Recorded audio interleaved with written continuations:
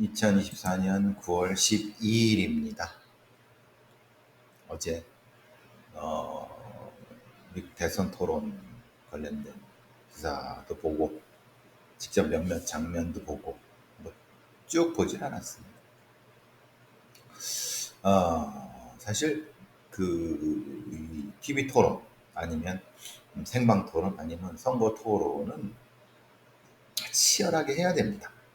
치열하고 물론 치열하다는 게 뭐 욕한다는 의미도 아니고 트럼프 같은 놈들이나든가 그런 류의 어떤 그 극단주의자 혹은 좀 차별 혐오주의자들이 어떤 거짓말이라든가 아니면 가짜뉴스를 퍼뜨리는 그런데 그것도 역시 어떻게 보면은 토론의 일부일 수 있습니다. 왜냐하면 실제로 토론의 기술로서 그것도 역시 뭐 용인되는 건 아니라 하더라도 뭐 어떻게 말 방법이 없거든. 근데 이제 토론 주최자 쪽에서는 팩트 체크를 중간중간에 개입한 부분이 있어서 그러니까 과거에 이런 TV 토론이나 이런 토론이 가짜뉴스가 범람하는 어떤 창구가 되는 것에 대한 일종의 보완 장치로서 앵커 둘이 그거를 이제 개입하는 그런 거는 좀 참신한 것 같았어요. 물론 그렇게 하니까 이제 트럼프 새끼는 이제 그 3대1로 싸웠다라고 하는데 제가 카멜라 해리스를 지지하거나 응원하는 건 아닙니다. 그런데 트럼프 같은 자들은 이제 명백히 혐오주의자, 차별주의자, 극단주의자이기 때문에 제가 그의 행태에 대해서 사실은 뭐 싫어하는 거지 일반적으로 TV 토론은 치열해야 됩니다. 치열하고 그리고 다양한 방식의 어떤 팁들도 있을 수 있고 그러니까 그만큼 훈련을 잘 해야 되고 또 어떻게 보면 정치에 나서는 사람들, 정치가가 되겠다 하는 사람들 아니면 그렇지 않다 하더라도 우리의 그 아이들이라든가 청년들한테도 어떤 그 말하는 스킬들, 말하는 그 진심을 담은 말하는 스킬들 이거 타인을 설득하고 그 토론에 임하면서 자기도 역시 그 부분에 대해서 뭐 참여하면서 이런 것들은 민주주의 사회에서 당연히 이렇게 습득해야 될 거라고 생각을 합니다. 한국의 정치인 등신 새끼들 보세요. 그 말도 못하고 뭐 하는지도 모르는 것들이 지가 무슨 뭐 검사 출신이네, 판사 출신이네, 무슨 변호사 출신이네, 아니면 무슨 뭐그 고위 관료 있네, 뭐 의사 출신 있네, 또 뭐가 있죠. 하여튼 그런 같지 않은 그 직업들 가지고 와서 국회의원이랍시고 하는 것들 보세요. 그냥 전혀 민주주의 훈련도 되지 않아요. 그런 한국 사회가 민주주의가 이렇게 퇴보하고 후퇴하는 것도 다 이유가 있는 것 같습니다. 이런 민주주의적 훈련을 좀 우리 사회에서 해야 된다는 생각도 하면서 어쨌든 어, 뭐 미국 대선 토론이 그래 되면서 해리스가 상당히 평가를 좋게 받았지만 아직 모릅니다. 그러니까 어떻게 보면 샤이 트럼프의 존재 때문에 그리고 경제 상황이나 이런 것 때문에 이민 상황 이런 것 때문에 조금 불리했던 게 지금은 자 결과를 알 수 없는 50-50, 50대 50이다. 저는 사실 그렇게 봅니다. 그러니까 이거는 뭐 그 스윙 스테이트에서의 어떤 그 몇백 표 차이로 진짜 대권이 왔다 갔다 할 수 있는 그런 상황이 된 것 같습니다. 어쨌든 한번 지켜보시죠. 재미있게. 제가 어제 가장 음, 어떻게 보면 화가 나고 욕이 이만큼 올라오고 마포대교에서 화보 찍고 있는 그 뭐 하는 짓거리입니까? 이 꼴값이라는 표현이 제일 맞는 것 같고 주제 파악을 못한다라고 하는 그 뒤에 배경이 되어 있는 용강지구대에 그 근무하는 경찰 애들은 무슨 죄입니까? 그 여경이나 남경이나 뭐 이건 여경 남경 뭐 구분할 것도 아닌데 두 가지 표현입니다. 꼴값과 주제 파악을 못하고 있다. 본인은 대통령이 아니에요. 본인은 대통령이 아닙니다. 어? 대통령의 배우자가 할 일이 있고 대통령이 할 일이 있지. 이런 사람을 시스템적으로 어떻게 제어할 수 없는 우리나라 대한민국 민주 시스템의 큰 어떤 불비한 부분이죠. 뭐 좀 그러면 또 쏙 들어가서 다른 어떤 권력기관을 통해서 자기 또 치장하고 또 좀 사그라들까 또 나와서 설치고 이런 부분은 아니라고 봅니다. 그리고 내용적으로도 마포대교가 어딥니까? 많은 사람들이 우리나라가 진짜 제가 몇 번 말씀드렸지만 몇십 번 말씀드렸지만 대한민국이 독보적인 자살률 1위 국가이고 사실 굉장히 무겁고 진중하고 사실 심각하게 접근해야 되는데 가서 화보를 찍고 있으니까 참 이거는 해도 너무한다. 이거는 진짜 주제 파악과 주제 파악을 못하는 거고 아니면 꼴값이다라는 표현을 하면서 이거는 사실은 아니라고 봅니다. 그리고 왜 가슴 혼자 가지? 지가 뭐라고 경찰들, 소방관들을 배경을 삼아갖고 화보질을 하고 있는지 저는 사실 이거는 이 사람이 뭐 무슨 특검을 받든 뭐 어디 처벌을 그건 저하고 별 신경 저는 뭐 그건 관련이 없다고 봅니다. 근데 본인의 어떤 자리, 있어야 될 곳, 해야 될 일, 하지 말아야 될 일, 이건 아닙니다. 본인이 대통령이 아닙니다. 그런 형태의 주제 파악을 못하면 안 됩니다. 이게, 이거 하필 또 그 자리가 그것도 이 한국 사회 가장 무거운 자살 문제를 관련된 그 자리에서 이 화보질이 뭡니까 이게 지금. 어쨌든 거기에서 이제 사실 거기서 뭐 어쨌든 악수하고 웃고 하는 그 여자 경찰이라든가 용강지구대의 남자 경찰, 여자 경찰들 너무 욕하지 마세요. 방법이 없어요. 그럼 거기서 어떻게 싫다고 하고 못하겠다고 합니까?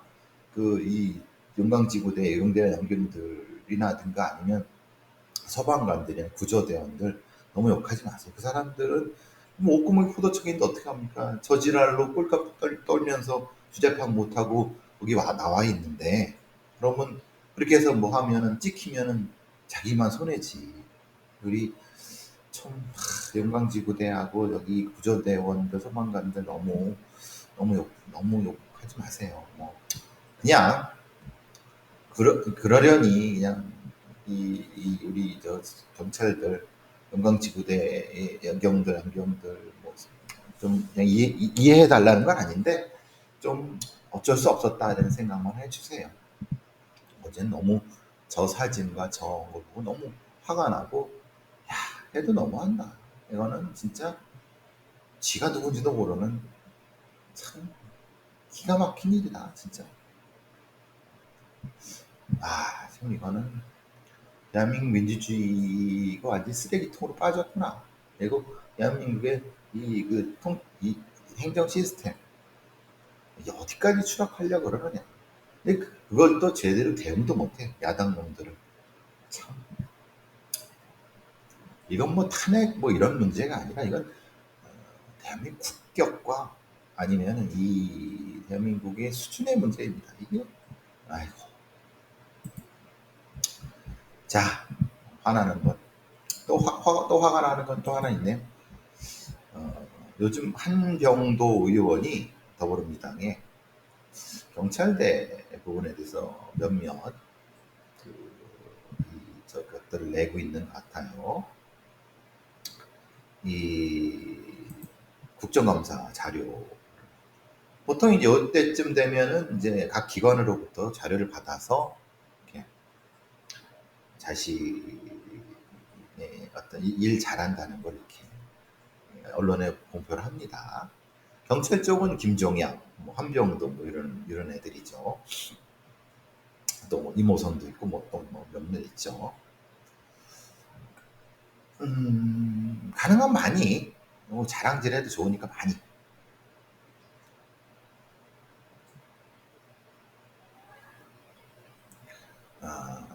경찰대 한병덕 의원의 문제 제기가 경찰대 출신의 미 로스쿨 신입생이 경찰대 한 해 졸업생 수와 비슷하다.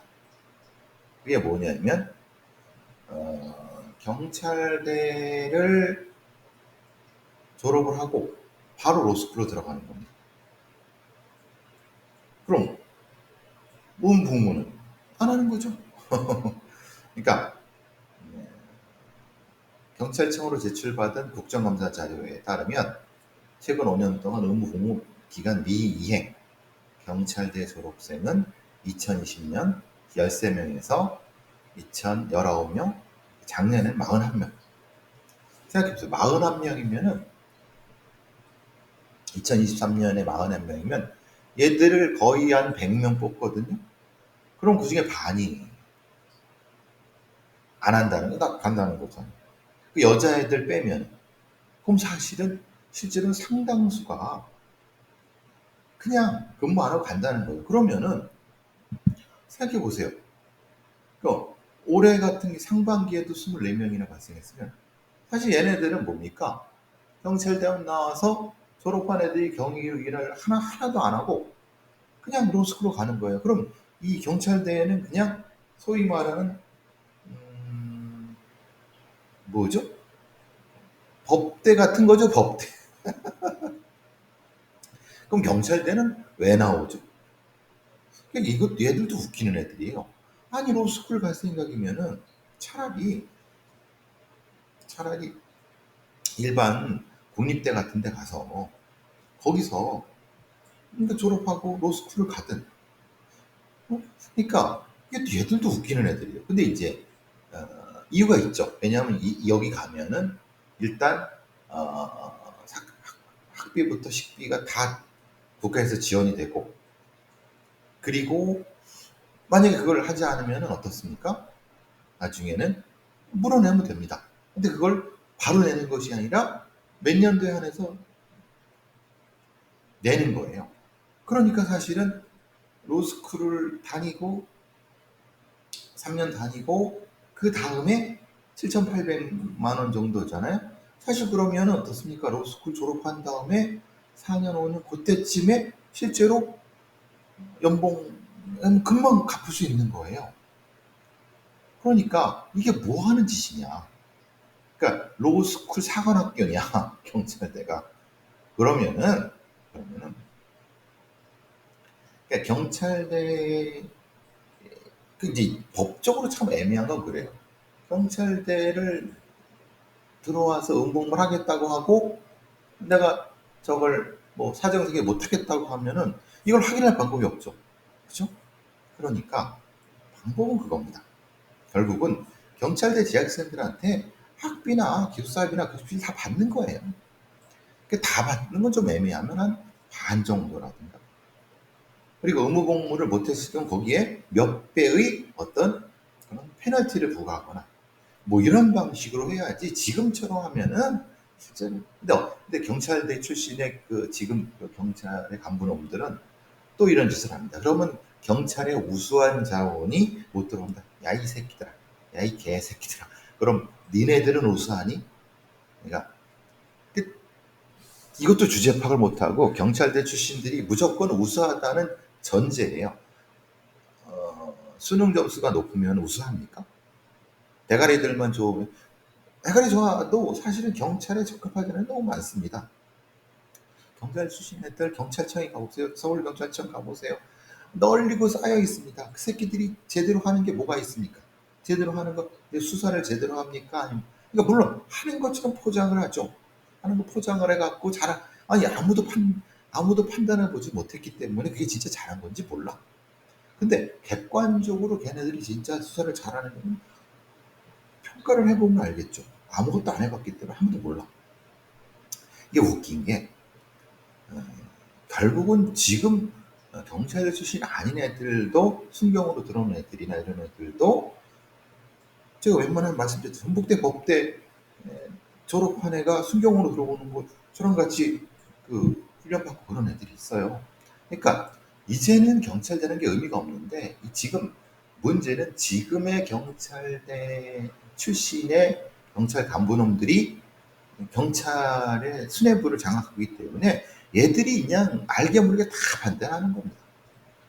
요 새끼들을 다 잘라내야 되는데 경찰 내 고위직에서 이 경찰대 출신의 이 대가리들을 싹 다 솎아내야 되는데 물론 그것도 선별해야 되겠죠. 다 잘라내면 또 지랄지랄 할 테니까. 그러니까 이게 뭐 하는 짓입니까? 경찰대가 무슨 로스쿨 사관학교입니까? 거쳐가는 데입니까?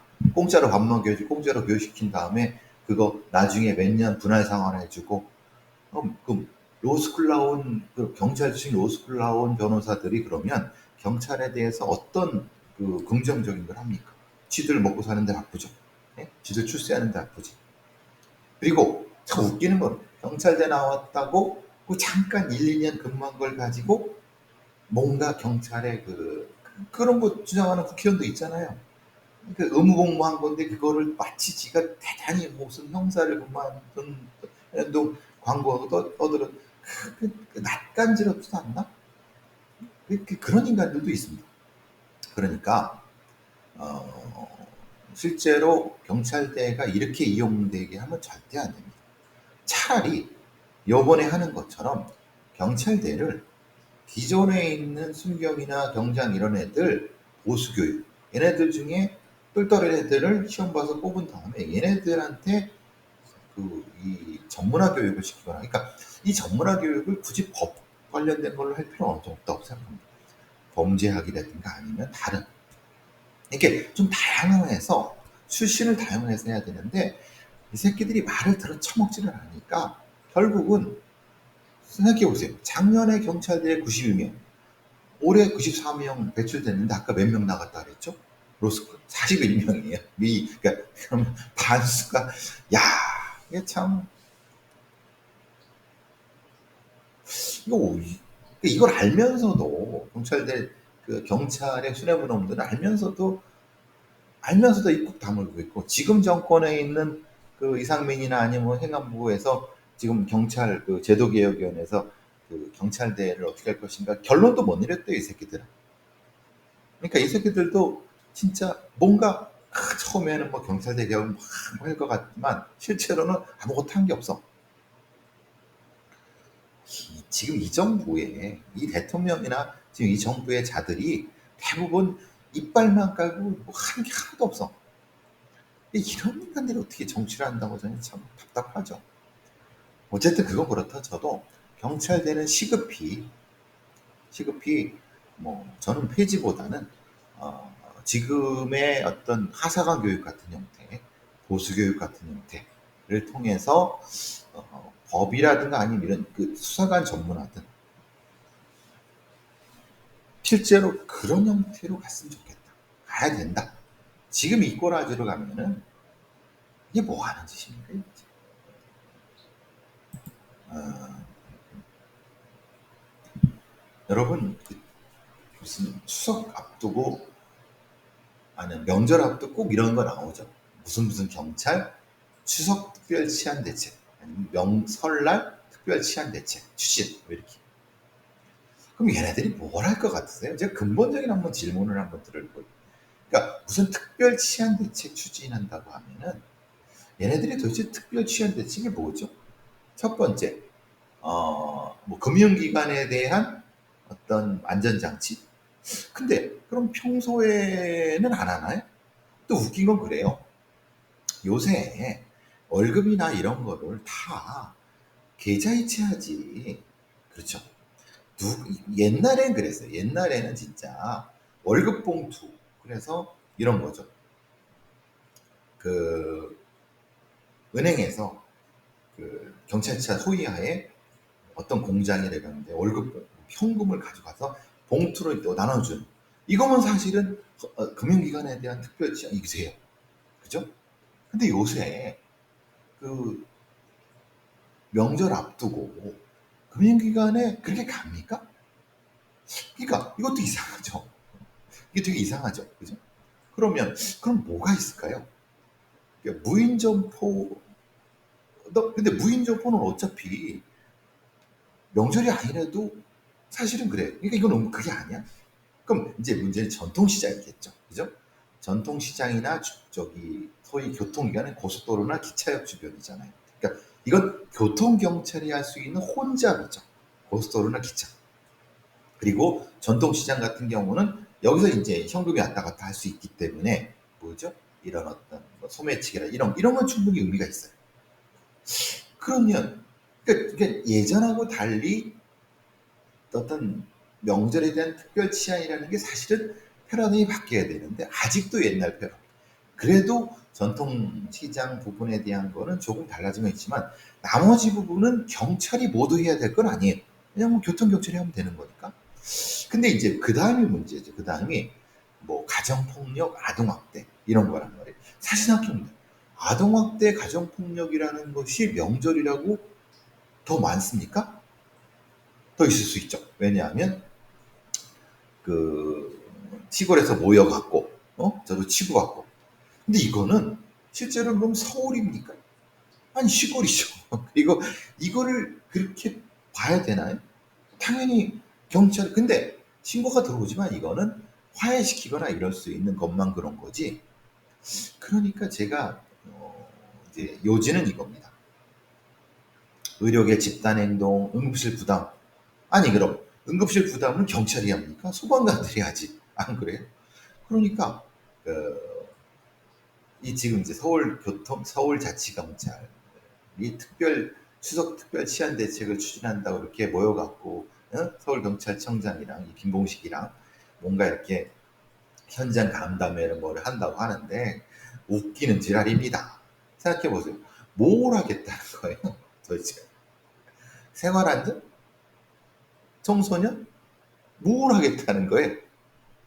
그러니까 이게 참 뭐라 그래 옛날에 그이 그 동네를 경찰봉 돌려가 다니면서 이런 거 하는 그런 시대에 이 대가리 이 경찰 대가리들과 그런 어떤 마인드를 가지고 쭉 하고 있고 근데 현실의 범죄 현장은 전혀 다른데 일선의 현장은 참 문제입니다.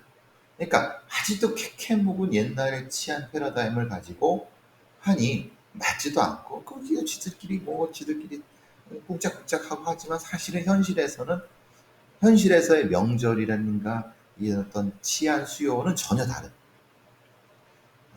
제발 그러면 명백하게 지금 치안 분석, 과학적인 치안 분석, 그럼 범죄를 분석하든 치안을 모든 분석을 해서 거기에 맞는 일적 자원에 대한 재배분 이런 것만 해도 사실은 근데 이런 생각을 못 해요. 아 명절이 다가왔으니까 또 뭔가 해야지. 뭔가 치안 대책을 해야지. 아무것도 하는 게 없습니다. 웃기죠. 이런 얘기하는 사람도 없죠. 그러니까 여러분도 그렇게 생각하시죠. 명절은 뭐가 좀 있어야 될 것 같은데 근데 그게 뭔지를 잘 생각해 보세요. 교통대책은 교통경찰이 알아서 하는 거예요.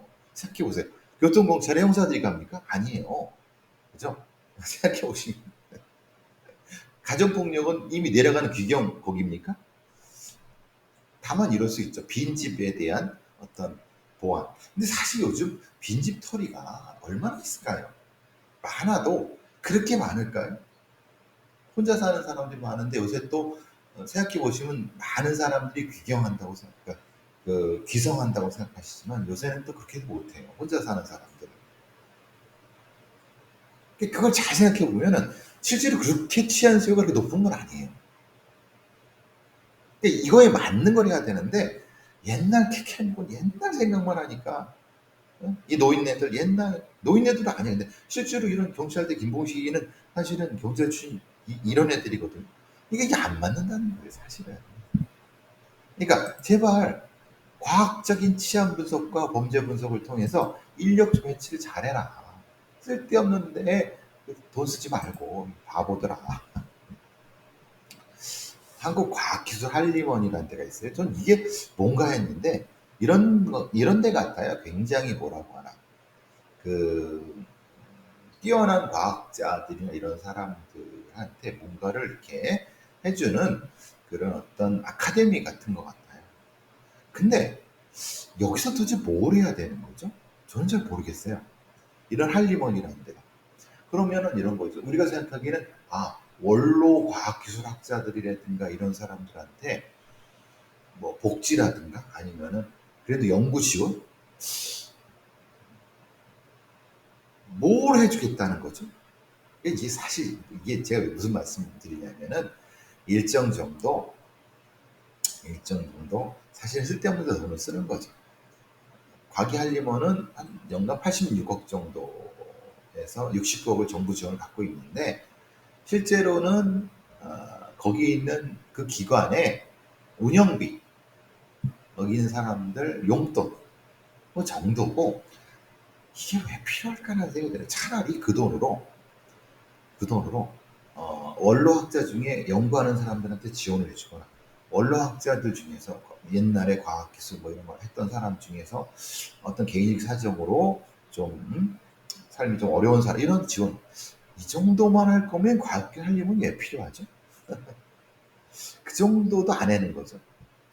그러니까 이 과학기술 한림원의 부원장이라는 놈이 무슨 뭐 성희롱을 했다는 둥 뭐 아이고 참 위인설관 만들어 놓고 그러니까 지들 새끼들 처먹이려고 하는 정도 이런 것들은 싹 다 없애버려야 되는데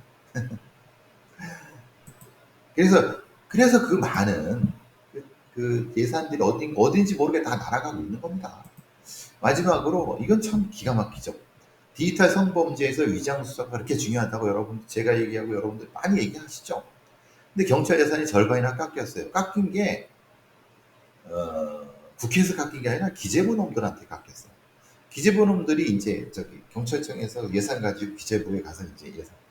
기재부 놈들이 뭣도 모르는 새끼들이, 순심에 젖도 모르는 새끼들이 그냥 숫자 놀이하는 겁니다. 이게 뭐 필요 없죠. 범죄도 모르고 아무것도 모르는 놈들이 그냥 숫자 놀이하는 겁니다. 그러니까 경찰청이나 국회나 이런 데서는 그렇게 얘기를 하죠. 지금 디지털 성범죄 굉장히 위험하니까 예산 열심히 해갖고 막 하겠다고 하는데 정작 결정권은 아무 기재부 과장놈이나 뭐 이런 놈들 기껏해야 뭐 5급, 4급 이런 놈들, 3급 이런 놈들이 가지고 있는 거예요. 기가 막히죠. 근데 왜 걔들한테 그런 결정권을 줬을까요? 그것도 몇십억도 안 되는 거.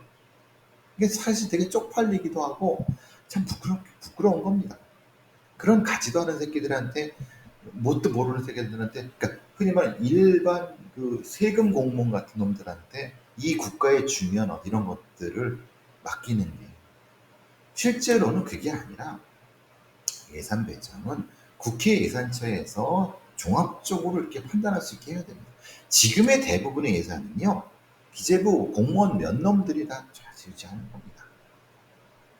그러니까 실제로 이 정치인들이라든가 이 어떤 부서에서 떠드는 거랑 실제로 떠드는 거랑 그 다음 연도에 예산이 이게 뭐야? 아무것도 없어 이런 겁니다. 기재부를 없애야 되겠죠. 기재부를 없애고 관련된 그 예산 관련된 거는 각 부처로 들어오고 그 부처가 국회에서 활발하게 뭘 할 수 있게 이렇게 하는 게 맞습니다. 지금은 거꾸로입니다. 기재부가 알아서 왔고 거기 가서 문 앞에서 각 부처의 공무원들이 그 과장이나 뭐 이런 놈들한테 사정하는 국회는 아무런 역할도 못합니다. 이게 대한민국입니다, 여러분. 네? 이게 대한민국이라고요. 저만 하는 거 아닙니다. 다 아는 사실입니다. 기재부가 그만큼 힘이 셉니다. 센 만큼 무식하죠. 모르고. 그러니까 국가가 엉뚱한 데에서 운영되는 겁니다. 복지, 치안 이런 게 다 기재부 공무원 맨 놈들 이 펜대에서 좌지우지 되는 겁니다. 씁쓸한가요?